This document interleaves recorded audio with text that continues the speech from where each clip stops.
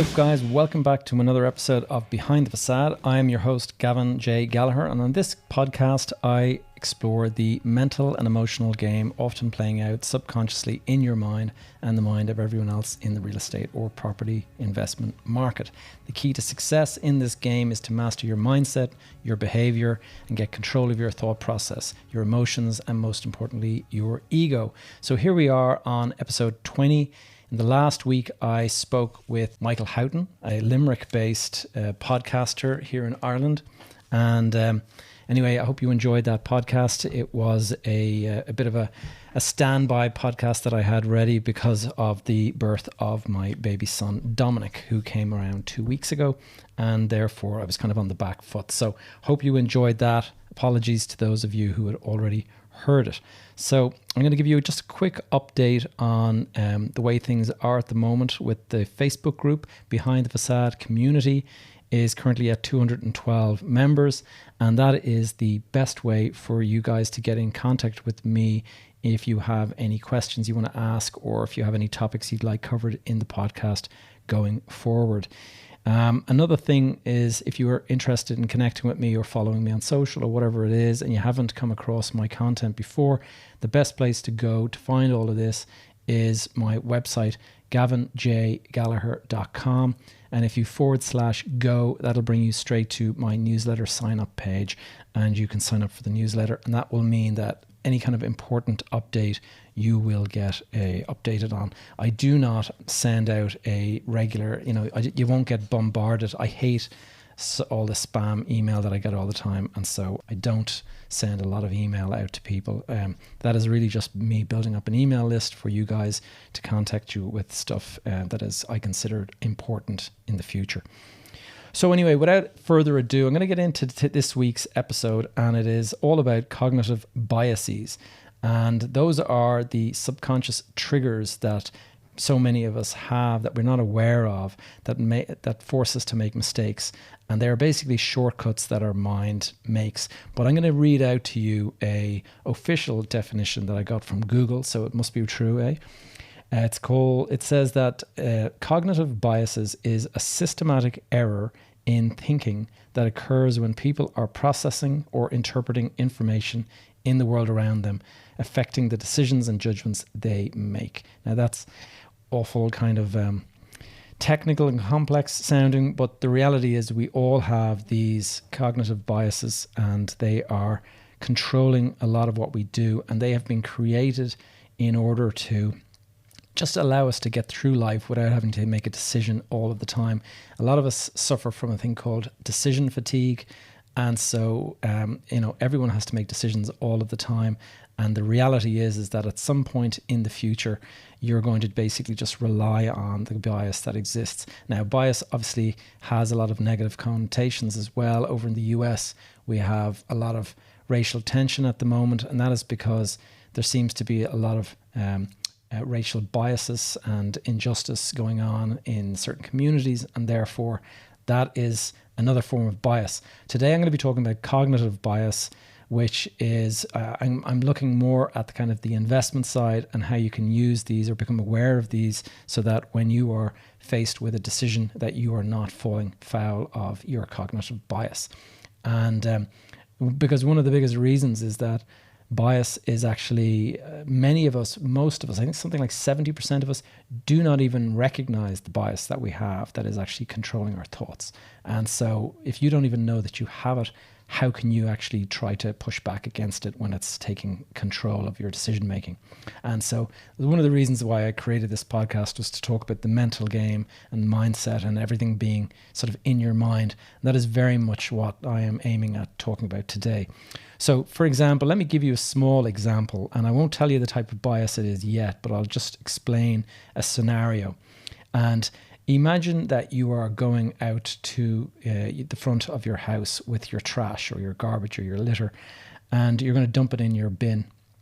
And as you're going out there, your friendly bin man, or let's be very PC and call the person a refuse collector, They are sort of standing beside your bin and they go, "Oh, hello, how are you? I want to give you a little bit of investment advice. And there's a new there's a new company on the stock market and its shares are going to go shooting up. And so I would recommend strongly that you buy this particular share in this particular company." And as you're walking back to your house, are you thinking, "God, I must get on the telephone right away and I must call my stockbroker and buy the shares in that"? No, probably not. And why is that? Because it has come from your bin man, and your bin man may not be, in your mind, the best source of information for stock market purchases. Now, later in the day, you happen to be in a restaurant in the city centre or something like that, and you're sitting at a table on your own and you're waiting for your guest or your friend or whoever to arrive. And while you're sitting there, there's a busy table right next to you, full of all these people dressed in suits and expensive suits and ties. And you get a glimpse of the person, the main person sitting at the table. And it's a well-known, we'll call him a billionaire, or somebody who is extremely successful, who is always in the news for their latest company. And so they are like a business celebrity. And they are sitting at the table next to you. And these other people, these 4 or 5 other business people are there that are kind of all around him, are giving him advice. And so you're just happening to overhear this advice, and you're listening to them, and they're talking about a new company in the stock market who has, where the shares are about to come available, and they're going to go shooting up, and they're recommending to this celebrity businessman, "You should definitely buy these shares." Now, you're sitting there silently at the next table overhearing this. What is your next move? Is it out with the phone and place an order to buy company shares? It probably is. Certainly in my past, that is the kind of thing that I would have done. And in the case anyway of those kind of things, you've got to understand that what you are falling afoul of there is a thing called a framing bias, or the framing effect. And there's also a version of that called the authority bias. And what it is that the exact same piece of information that was given to you by the bin man is given to you by a highly successful businessman, and you automatically value the successful businessman's information over the bin man. But it's exactly the same data, exactly the same piece of information, exactly the same recommendation. And therefore, why have you done that? The reality is that you should be delving deeper into the company dynamic, into the data, into all of the accounts and the finances and stuff. But people have this automatic shortcut that they want to take, and they want to just jump forward and make the quick kill, make some money very quickly. Now, I have fallen afoul of that myself. My brother used to work for a certain company here in Dublin, and it was run by a extremely successful businessman who would be very well known to most people here in the Irish market anyway. And he was he's gone on to become even more successful and stuff today. I'm not going to mention any names, but you might be able to guess. Anyone who has a private jet has done very, very well. And this person was owner of shares in a certain company. And my brother told me about this during the weekend, that he owns all of these shares in this particular company. What did I do? Monday morning, straight on the phone to my stockbroker and buy as many shares in this company as I could possibly get. And I spent, I think, pretty much all of my savings on buying shares in this company, all because of a rumor my brother told me. And my brother was working in a company that a billionaire he wasn't a billionaire at the time, but that a successful businessman was running. And I heard about this investment that he had made. And so what did I do? Jumped in, made the same investment. And how did it go for me? Didn't go very well. After about 3 months, the price had fallen in half. And I think the company ended up just basically falling apart and disappearing.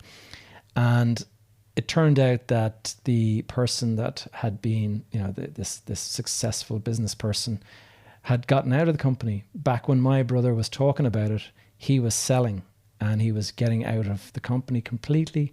And here I was, like the fool, buying into it, all on this little rumor. And that was all because of the framing effect or the bias that you have for who gives you the information. And this will happen a lot of the time when you're asking advice or when you're getting advice from people and friends and, you know, colleagues. If somebody like your grandmother tells you that you should buy a property in a certain location, you'll listen to that information. And then if a guy who is a top property developer in the country gives you that information, you'll basically listen to him quicker.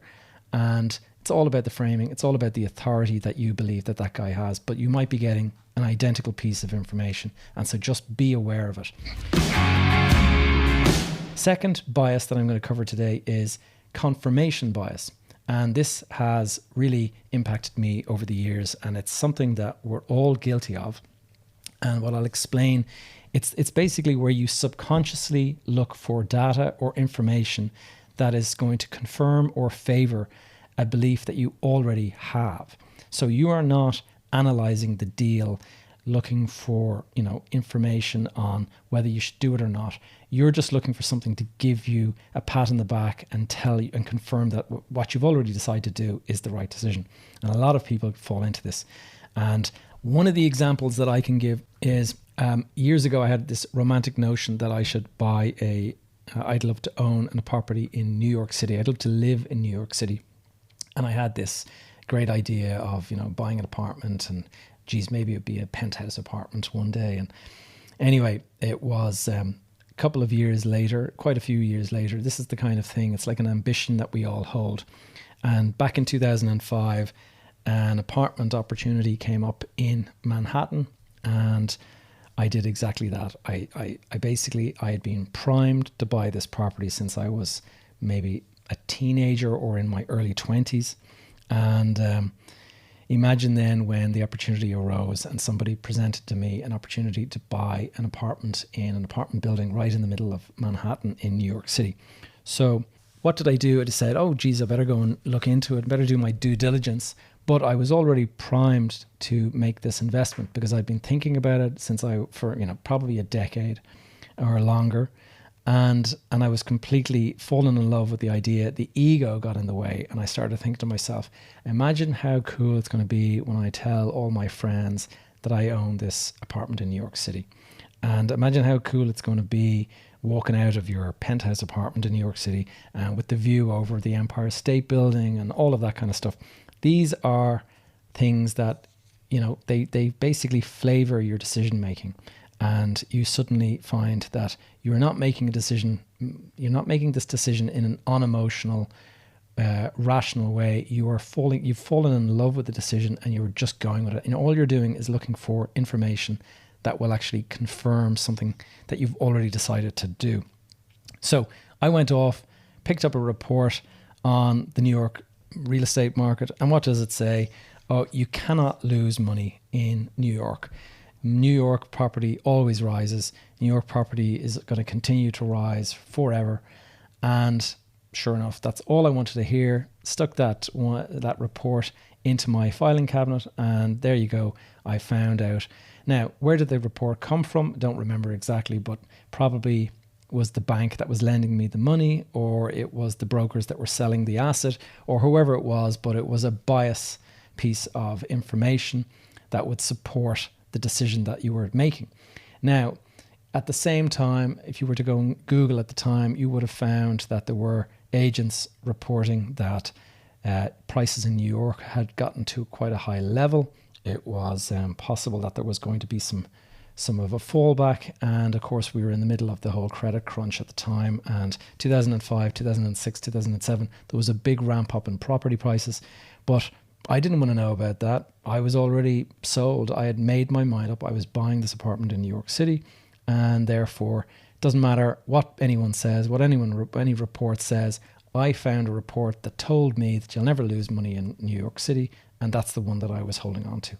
So went ahead, bought the apartment, borrowed quite a bit of money to do that, and put in a lot of my own equity. And sure enough, market collapsed and I ended up selling. Well, I hold on to it for a couple of years, and it was it made a good return, but ultimately I sold it at a bit of a loss, and I was disappointed because It was something that I had fallen in love with as a teenager, the idea of living in New York City and all that kind of stuff.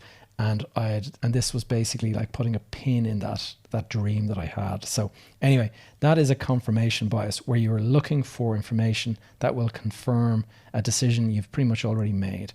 And so you got to go and look for information in an unemotional, unattached and rational kind of way. And don't be looking at the information in a way. Just be aware that you should think to yourself, am I buying this because I want to buy it, or am I buying this because the data is pointing to that decision as being the right decision? That's a very important thing to do. And the likes of Warren Buffett and people like that, they are people that do not get swayed by what the market is saying. They do not get swayed by all this. They make rational decisions. They look at the underlying data, and they don't make up their mind until such time as the data tells them that that is the right decision. All right, next we're going to talk about continuity bias. And this is an interesting one. This is the tendency to disbelieve or minimize threat warnings because your default mindset is that the status quo is going to continue. And I'll give you an example, and this is not a real estate investment example. This is just a basic example that so many people have, and that is, are you prepared for a fire emergency evacuation in your home this evening? Let's just say you go to bed and 2 o'clock in the morning, you get a smoke detectors going off and there's a fire in your house. What are you going to do? What are you going to grab? Who are you going to grab? Where is everything that's important to you at that point in time? Maybe it's going to be dark. You can't turn on the lights. Maybe you're unable to find anything. You've just got to run for your life. Now, have you thought that through? Have you got your escape route planned? Have you got it? Like, all of this stuff is so important to have thought through and planned from the beginning. But so many of us don't do it because none of us think that it is realistic to think that a fire could break out in your house tonight. And so many of us are caught. And the reality is that there's a couple of moments during an emergency. And that is, first of all, there's denial. And you just don't want to believe that it's possible. You kind of say, nah, I must be imagining this. The second thing is then, what is it? It's deliberation. The second one. So for the first D is denial. The second D is deliberation. And this is where you are sitting there losing precious minutes trying to decide what you should do. What am I going to do? What am I going to do? What am I going to do? And you're just sitting there kind of bamboozled and you just don't know what to do because it's a panic. You are losing valuable time. Whereas if you had thought about this in advance and planned ahead, you would know exactly what to do. You would be saying to yourself, right, the phone is the first thing. The wallet with the ID, that's the second thing. Car keys, better make sure I have those. Warm clothes for the kids, whatever it is, that stuff. And then your route out of the house. That's the kind of thing that avoids you having to go back to get something after you're already outside safe and this kind of thing. Now, that's a fairly dark example, obviously, but that same thing happens across the board. Continuity bias is in every single one of us. You just do not want to believe that the bad stuff can happen. And so you tend to just ignore it and hope for the best. And it's kind of called the ostrich effect. Now, here's another personal example. When my father died at the age of 45, he did not, it was an unexpected illness. He did not expect to die. He went on a business trip and got sick on the business trip. And when he came home, he was in critical condition and he only lasted another 2 months or something like that. He had no life insurance. And sad to say that when he died, my mother and I were stuck in a bit of a panic situation, trying to figure out what we were going to do with all of the obligations that Dad had. He had bank loans all over the place, and he was a bit of an entrepreneur as well. And so this was something that we had to go and figure out. And we ended up having to sell assets that we probably would not have sold had we not been in this position. But you don't think back and think, Dad, you were silly to not to have done that. But it's just a continuity bias. Every single one of us thinks that we're going to be healthy today. We're going to be healthy till the end of the year. We're going to be healthy until we're in our 60s or 70s or whatever it is. And so what's the point in planning for otherwise? That's something just to kind of consider.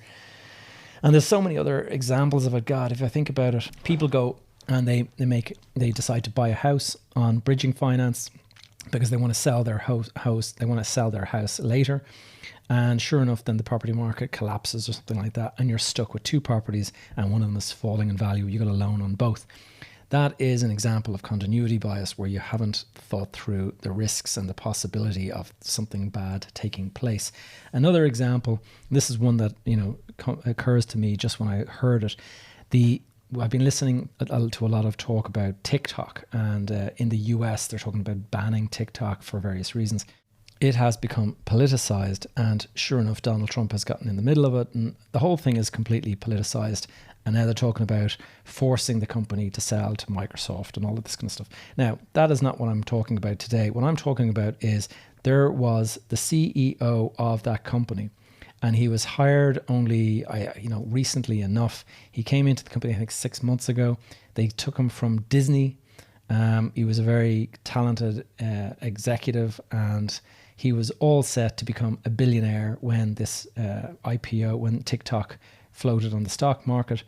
And so can you just imagine when you take on that job and you're being paid this huge big salary, and you are months away or maybe a year away from becoming a billionaire, and all you have to do is float this company, and that's it, you're going to be a billionaire.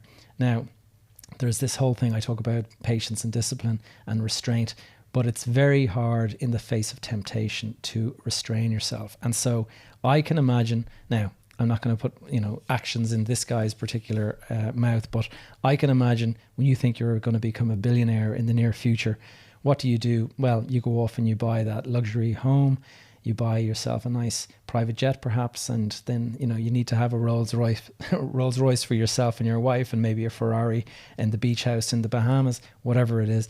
The bottom line is that people do not assume the worst, and I can't imagine that when this guy signed up to the job, that he had any notion that within 6 months it was going to be completely politicized and he was going to be resigning from his job. And so that is just an example of a potential continuity bias where you go into something, you think everything's going to be rosy, and you decide just it's time to kind of start spending money or to start, throwing caution to the wind on the assumption that everything is going to work out amazing.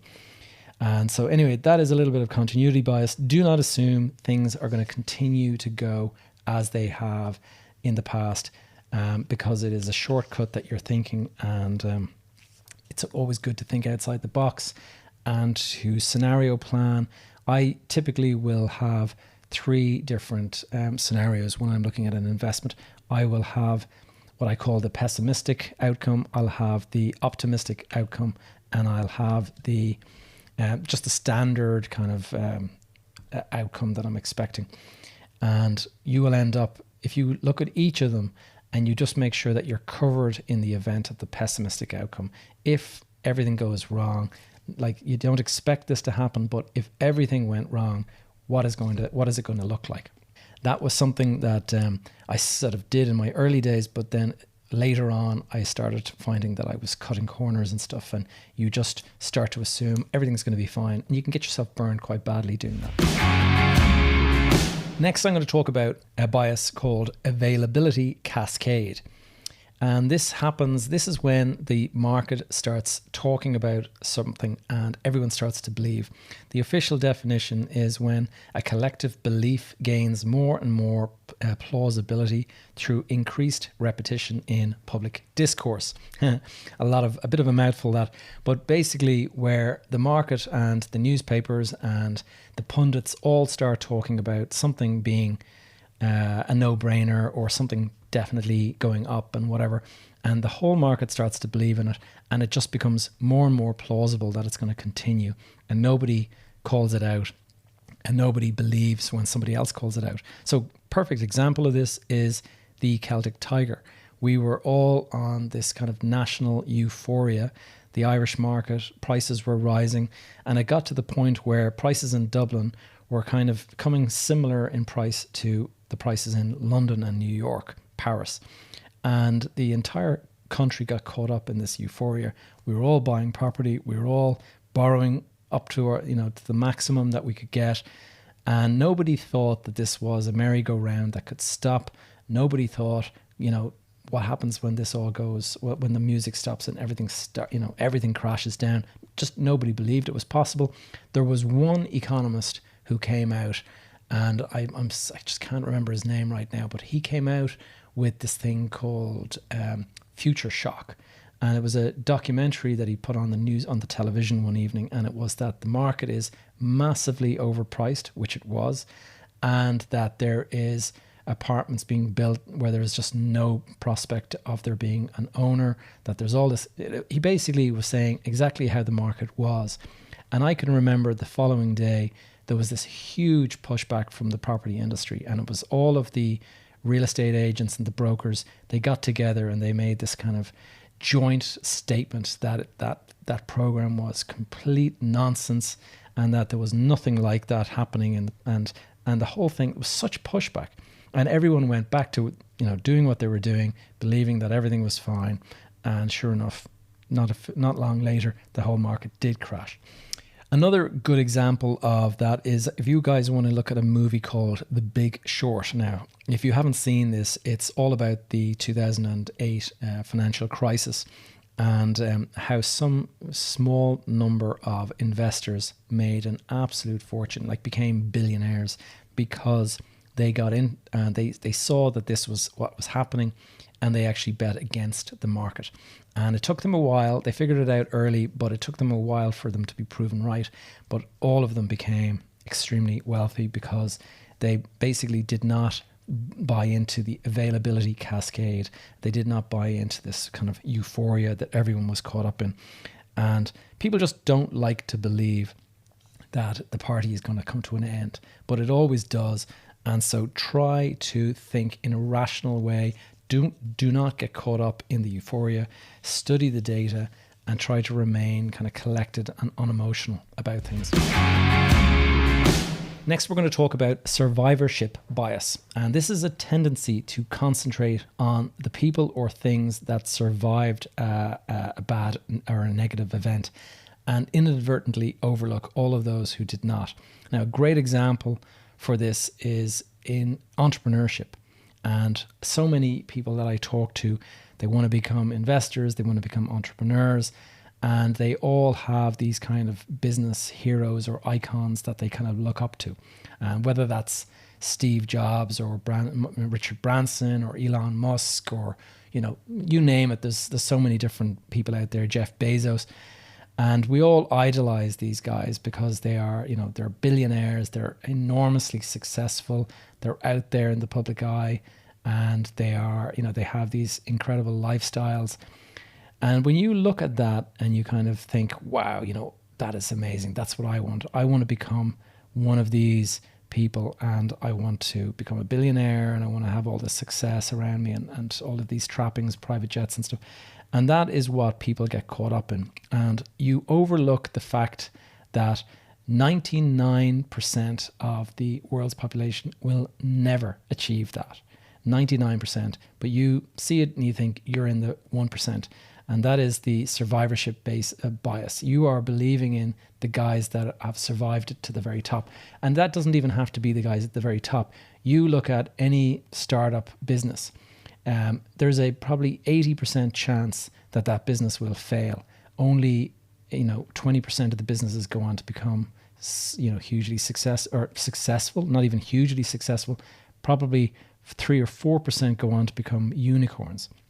And so you've got this huge amount of people that will actually fail, will lose their shirt, will possibly go bankrupt or whatever.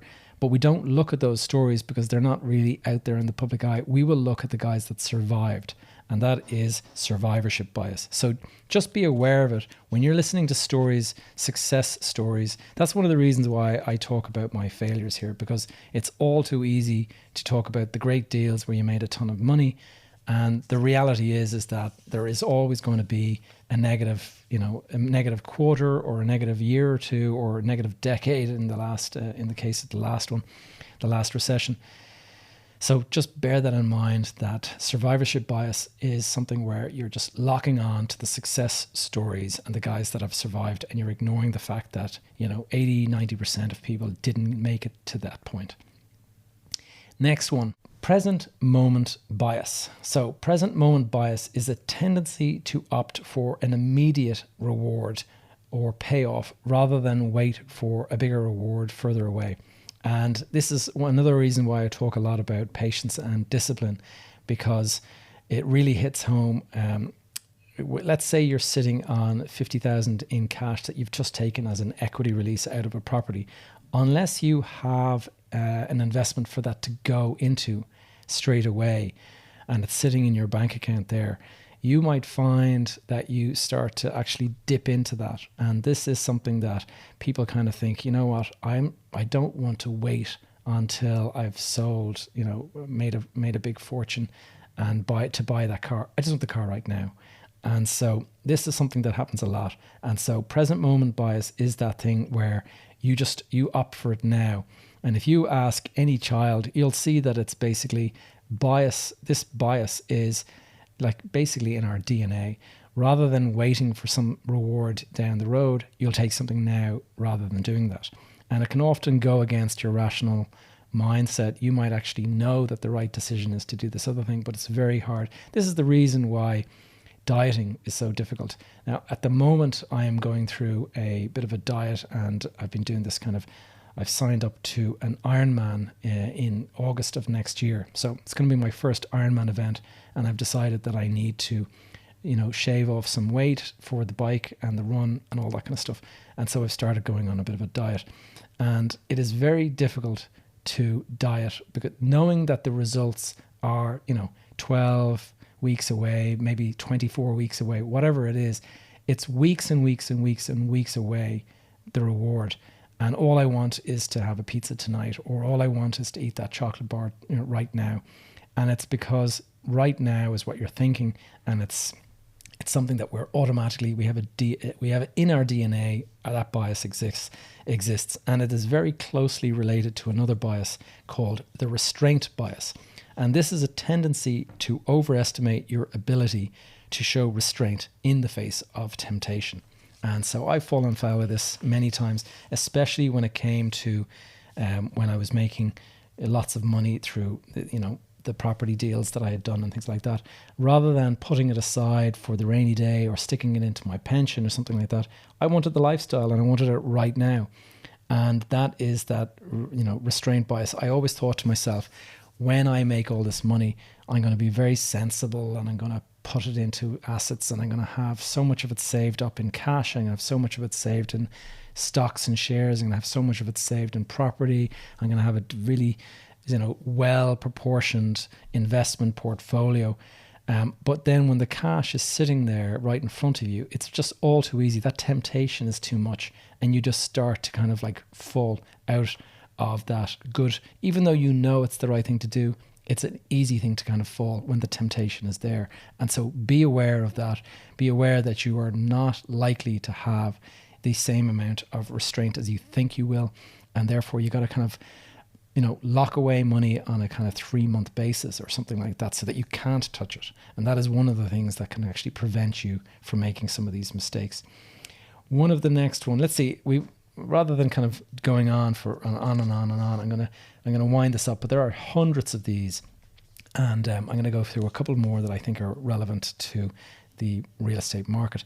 There is a thing called disposition bias, and this is a tendency to sell an asset that has accumulated in value and resist selling the asset that has declined in value. And there is just a ton of examples of this. Imagine you have 2 properties that you bought, and let's just say you bought both of them for 100,000, and you're sitting there. Now, a year later, one of those properties has risen to 200,000. Or no, we'll say 300,000. So you're looking at a 200,000 profit, and that which is 2x or 200% of your money.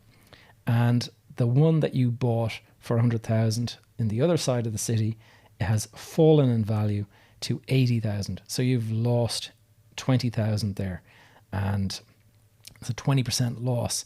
So, but you have to sell something. So which one are you going to sell? Are you going to sell and pocket that 200,000 profit, or are you going to crystallize your loss and have to tell everybody that you lost 20,000 on that transaction? Now, most people have a thing called a disposition bias, where they will take the one that has made the profit. And it's a natural inclination, and it's still, everyone automatically thinks this is something that makes sense. Why sell the loss maker? Why not just sell and pocket your profit? The reality is, what you need to do is, again, it's the data, it's the information. You need to get in and you need to study. The reality is, another year passes and that property that was worth 80 is probably still worth 80. And so you haven't made any gain. Maybe you've actually made a further loss. Maybe it's gone down to 60 or something like that.